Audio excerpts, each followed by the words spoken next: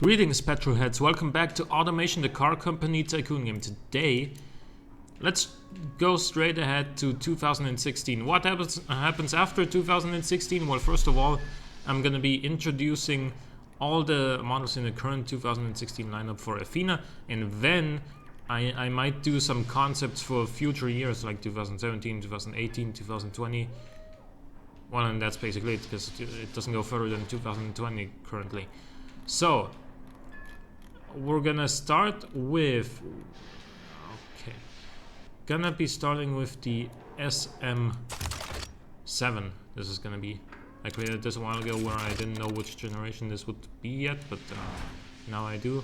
So, yeah, this is the SM7.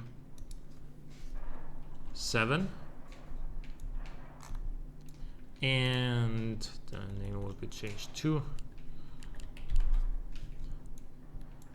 So, it has a aluminum monocoque, double wishbone front, multi-link rear, carbon fiber panels, and that is because, well, it's lighter, it's more prestigious, it's stiffer, it's gonna make for better handling and lower weight in general.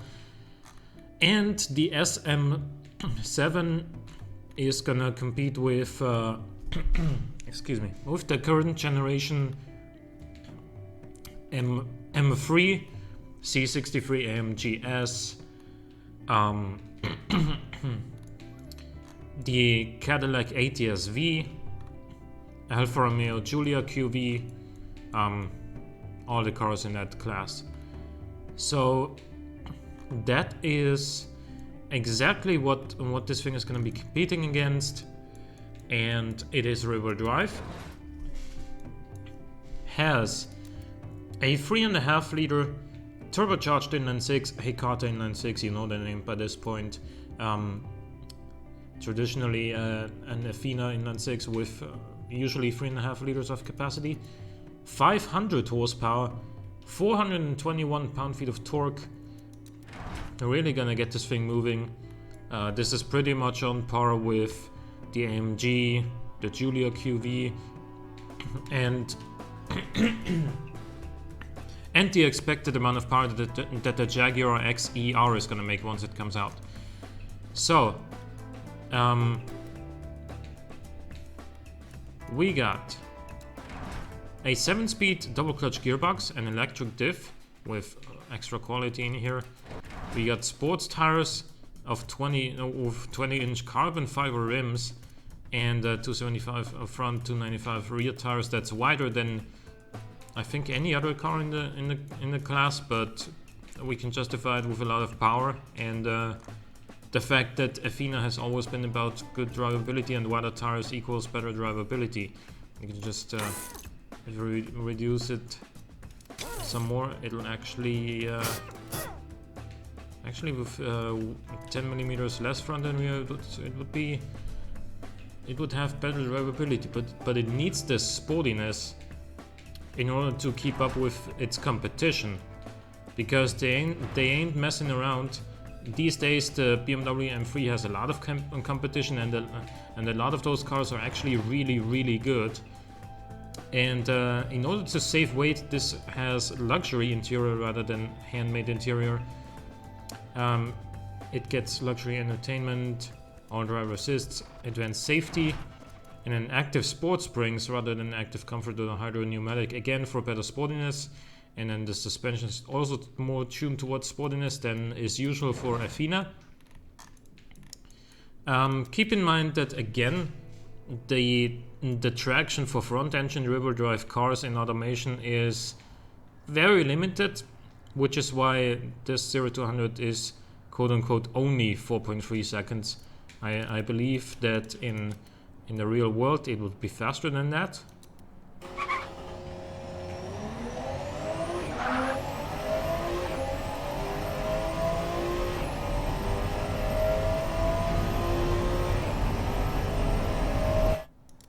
And the evidence I have to support that assumption is this right here, the quarter-mile speed, 199 kilometers an hour. That's 123 miles an hour, something like that. 124 perhaps.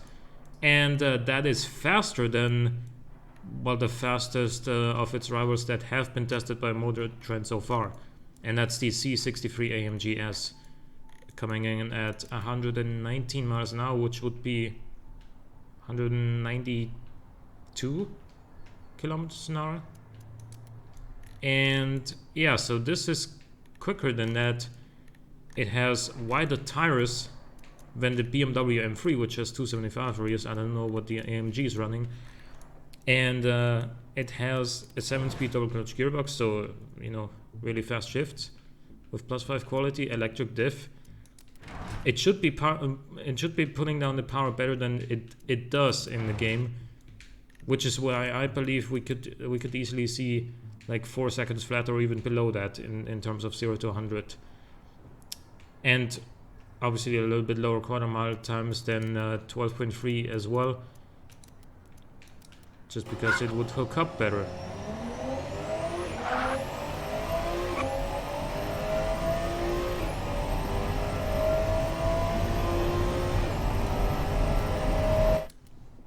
Now the one thing I will say is that the Athena is still more of the comfort car in this competition. I just had to accept that because it's around Laguna Seca, the M3 and the ATS-V are pretty much tied with a 139.65 for the Calic and 139.69 for the M3, and this won't match them. But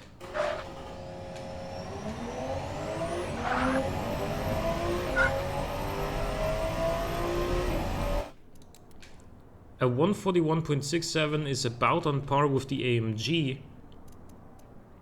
And then also, this is the only car of the bunch that I know of anyway, which has a top speed of 305 kilometers an hour. The AMG is limited, the M3 is limited, the ATS-V is limited, I think.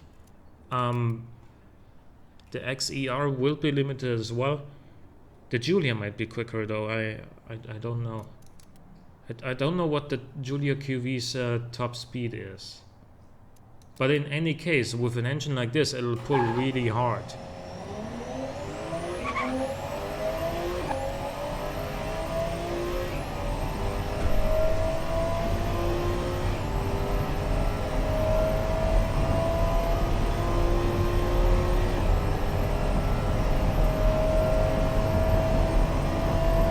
There's 250 already.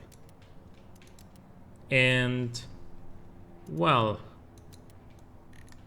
prices start at $74,360. That is again like pretty much all included. Like if you get everything you can have as standard. There's no such thing as an options list. Because everything it can have, it already has. So that puts it pretty much in the same kind of price range as the AMG, as an M3 with a couple of options. Yeah, it's not like particularly expensive compared to its competitors. So therefore, I think it might do really well on the market. It is very comfortable. It has great safety. It is very prestigious. And I think this torque curve just makes it very drivable, or at least a lot more drivable than it otherwise would be, with a 500 horsepower turbocharged engine powering only the rear wheels. The economy, well, it's above the manufacturer's claims of the M3 and the C63. However, let's be honest. Especially the AMG's claims are assuming that you use the stop and go function with cylinder deactivation and all that nonsense. Really, if you buy that car, you want to hear the engine, and so you're not gonna use that nonsense. And then it's definitely gonna use at least as much as this one, if not more. So there's my 2 cents on economy. What else have we not looked at yet? How it does on the markets. Utility sport luxury is its best category for whatever reason. It does well in sport, which it should. Does well in convertible sport, in hyper even. That's pretty cool. GT premium, regular premium. Luxury, well, competitiveness is still 70.8. It's not bad. Track premium is 73.8.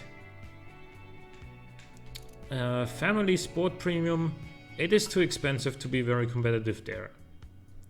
Unfortunately, that's the category where the M3 would dominate, or at least it did in the past. Let's see how it looks in the future. So, yeah. Hope you guys enjoyed this episode of Automation. Leave a like or a comment if you did. Thanks for watching. I'll see you next time.